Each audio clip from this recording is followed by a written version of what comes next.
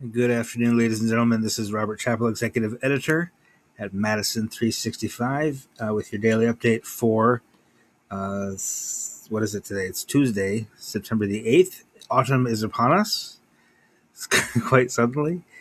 Support for Madison365 and your daily update today comes from Milwaukee Film, presenting the Minority Health Film Festival, which will take place virtually September 10th through the 24th. Information available at mkefilm.org/MHFF. And we appreciate the partnership that we've struck with the Milwaukee Film and that Minority Health Film Festival coming up in just a couple of weeks. The news today, not great, as it has been not great for a while. We'll talk through the coronavirus numbers, and then we'll take questions. There might be some. There were a lot yesterday. And we got a couple other news items for you. The big headline number today is 17%. That is our positive test rate for just today. I have said this many times before, that public health people will tell you that if that number is over 10%, you don't have control of the virus. If you're under 10%, they like to say you've got it kind of mitigated. You've got it somewhat under control. And if you're down below 3%, you really are suppressing it, and you're actually, getting to the other side of the crisis. So 17% is pretty terrible news. Now, I said in the Facebook caption there that number might not tell the whole story, and here's what I mean by that. Looking at several of the local county numbers, there are 3 counties that are reporting 100% positive tests, and another 2 counties that are reporting 92% positive tests. Now, most of these are pretty rural counties. Manitowoc County is 92%. O'Connell County is 92%. Ozaukee and Washington counties are both at 100%. And then Waukesha County, which is obviously not a rural county, is also at 100%. What that indicates to me, or what that makes me believe, is that there are simply, in some of these locations, there are some negative tests that have not been reported. And that tomorrow or the next day, we will look back upon today, and we will see that the actual positive test rate was 15%, because there was a bunch of negative tests that get added. Now, that's not really how they do it anymore. They just add them all each day, which is why we have to look at 7-day averages.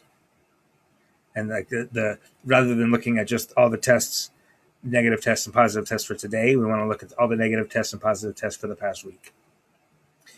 That doesn't help us very much in this case. For the past 7 days, if you add up all the tests entirely, and then take the percentage of those that are positive over the past 7 days, we're still at 12%.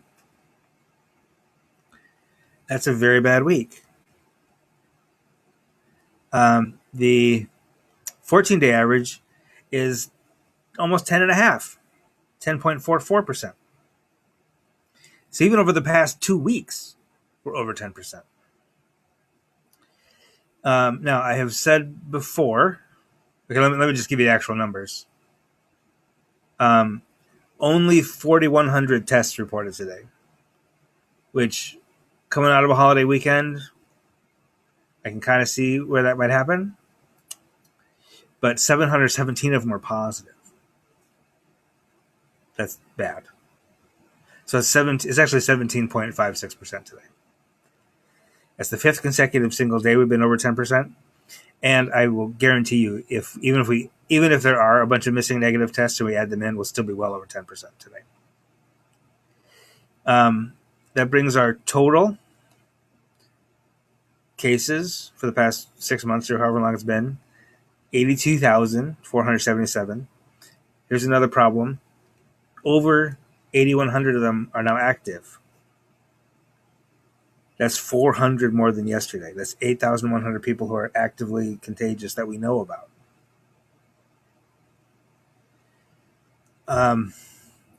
Now, there were no new deaths reported today, which is also not surprising considering it was a holiday weekend. Deaths take time to get reported. They have to go through the coroner, medical examiner's office, etc., and then that data makes its way to the state and to the county, which could take up to like a week. So I would, and given that it was a holiday weekend, offices were closed and stuff. So I fear that like in a day or two we'll get suddenly caught up on deaths and we'll get like 20 in one day or something. I hope that doesn't happen. But there are certainly some deaths that have taken place over the past couple of days that just haven't been reported yet. Okay, so just be prepared for that. The 7-day average of new cases is now 842, which is slightly lower than yesterday's, because again, the lower number of tests means lower number of cases, slightly, even though it does increase the percentage. Now, I have said in the past that the University of Wisconsin is not having a big impact on the state. It is having a big impact on Dane County. Public Health Madison-Dane County just a little bit ago tweeted that the county has seen over 900 cases in the past week, which is crazy for Dane County. And 71% of those are related to the University of Wisconsin. They're students or staff, mostly students. So Public Health Madison-Dane County is taking this stance that they're like, we're trying to figure out what to do with this. As I told you yesterday, University of Wisconsin is issuing a lockdown. Let's keep it civil, folks. Patsy, Dorothy's not wrong. I'll get to that. I'll get back to that in a minute. But that assessment that Dorothy's making is not entirely wrong. It's not at all wrong, actually. But I'm going to get to that in a minute when I get through this. University of Wisconsin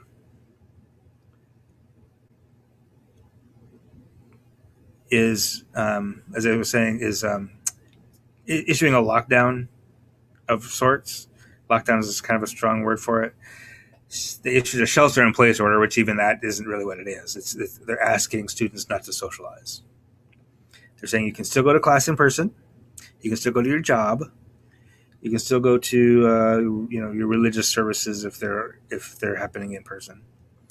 But we're asking you not to socialize because that has been perceived to be the driver of a lot of this infection.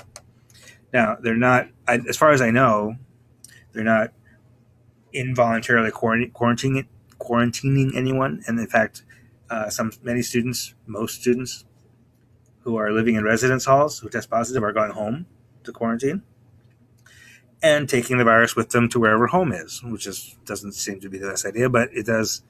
It's great for Dane County, great for UW, get that infection off, whatever. So now, in terms of the University of Wisconsin is affecting Dane County.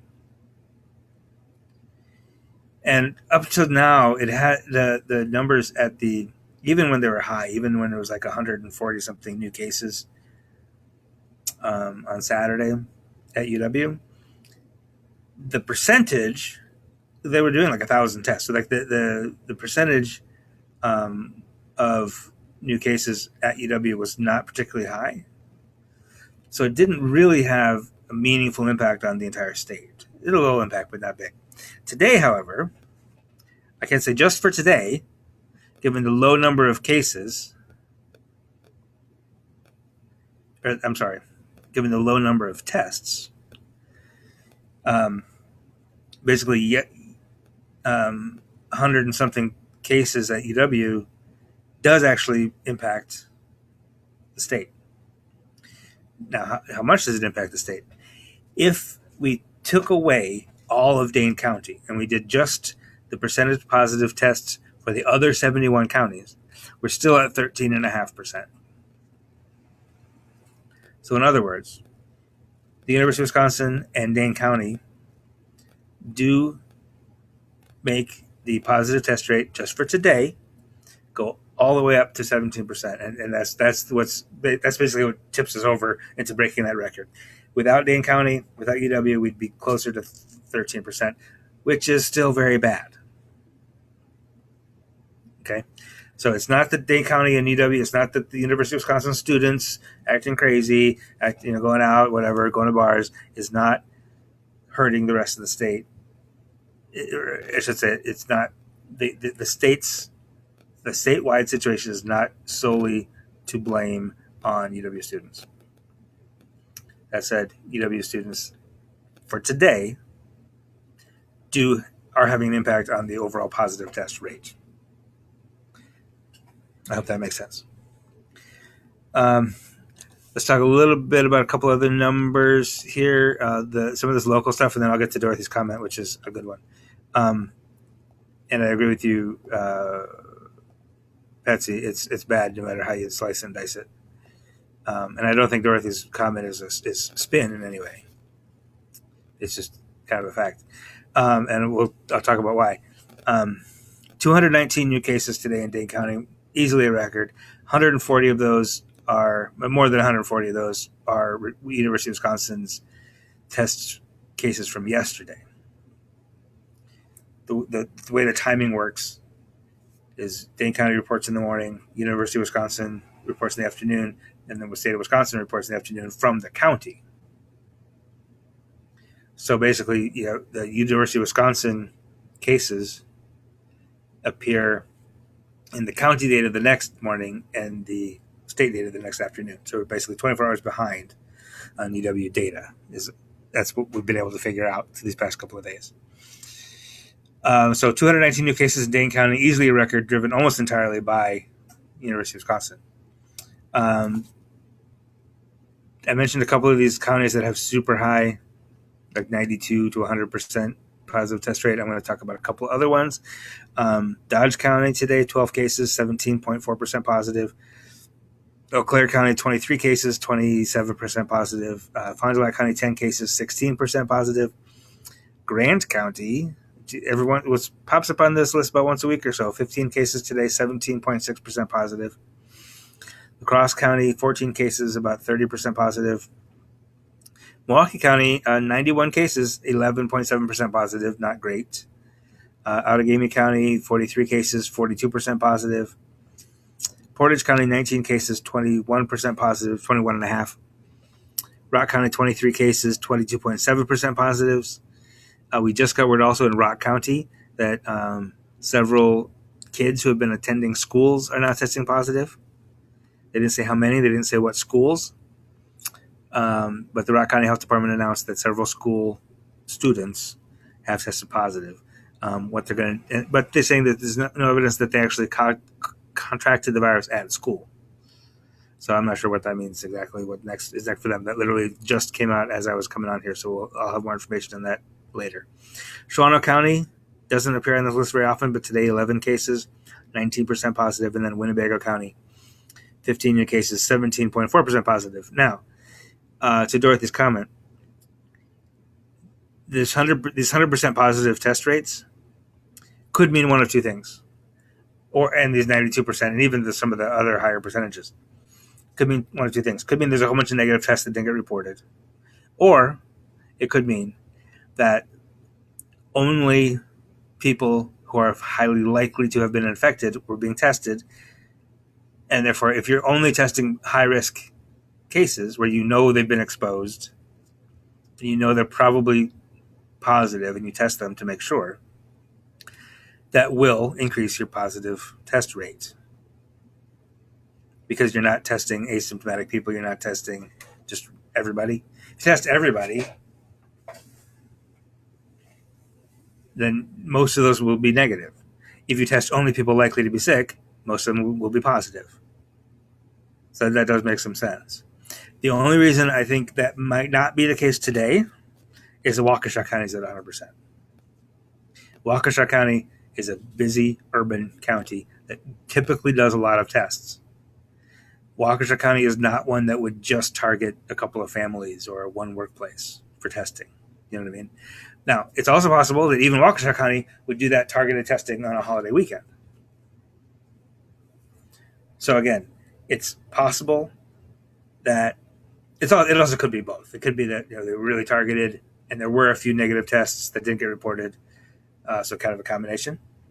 But again, I'm trying to give you a sort of grain of salt to take the 17% with, so you don't panic. That it might be some of this, it might be a bit of delayed data, but it also might be just targeted testing. And as Patsy said, either way, it's not good.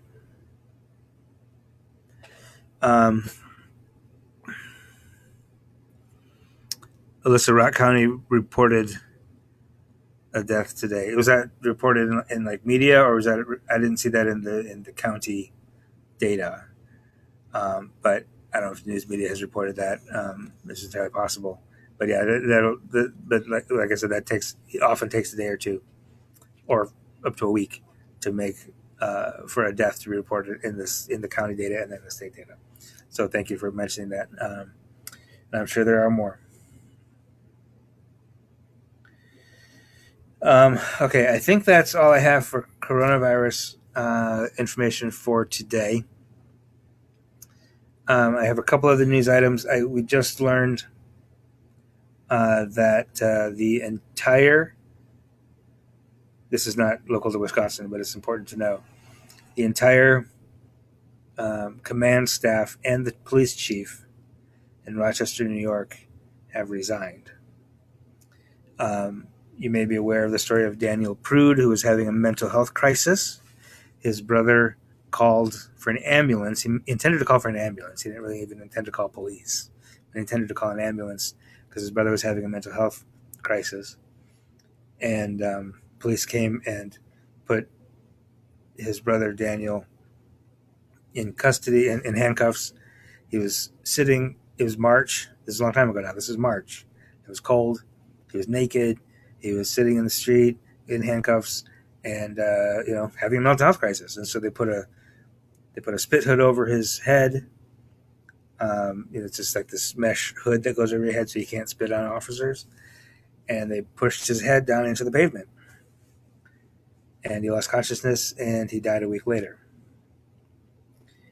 Now, this has been completely unknown for the most part for the past 5 months. The entirety of the George Floyd protests, of the Jacob Blake protests, of this entire Black Lives Matter movement, I'll mention, perhaps I assumed that you would know that the guy who died was black. But this other case in Rochester has been completely under wraps. And in fact, Daniel Prude's family, his brother and his parents, did not know the manner of his death until like last week. They were told he had been in the hospital. They were taken to the hospital. They were told that he was on life support. They made the decision to take him off life support, but I guess now they assumed that he was that he died basically of exposure or like a drug overdose or something. They finally got the reports from the coroner like a week ago or so, along with police body camera footage, and they had to ask for it through an open records request, which is a tool that attorneys and journalists use to get records and stuff from government agencies. And so this has now become public knowledge in the past week or so. Apparently the mayor was not in the loop. The attorney general of the state of New York is the agency that actually ended up getting the camera footage and showing it to the family. So it seems as if the officers involved, there were 7 officers who have been suspended, and it seems as if they might be charged. But today there was supposed to be a Rochester City Council meeting today. Protests have been going on every night for the past week in Rochester, and in response, the police chief and the entire command staff has resigned. One other thing to mention, that's closer to home, a couple things closer to home. I have a story up this morning. Kamala Harris made her first campaign trip as the official vice presidential nominee for the Democratic Party, and on yesterday, Monday, and she chose Milwaukee to make that trip. So they didn't have press along. It's weird having these events these days because everything's got to be so like such small groups that they're not really letting press come along, but they are allowing a pool reporter, meaning one reporter who comes along and basically documents it and then sends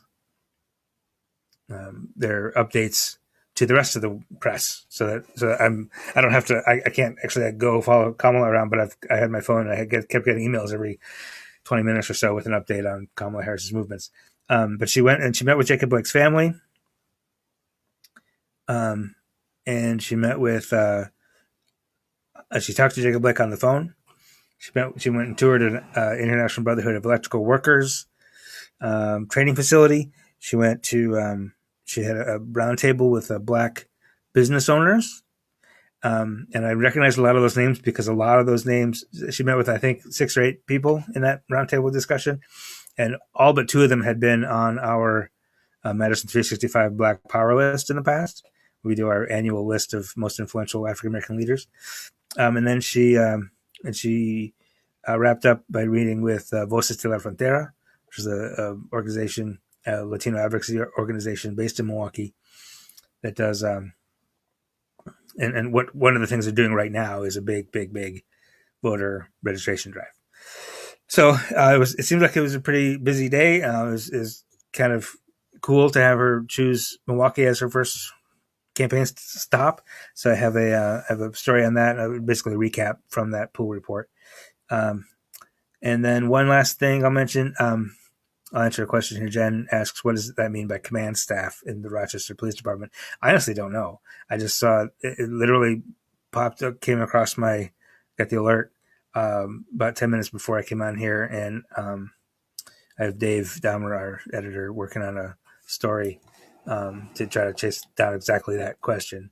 And what does that mean exactly? I assume it means like the chief and everyone who reports to the chief. I'm just looking at Dave has the story up now.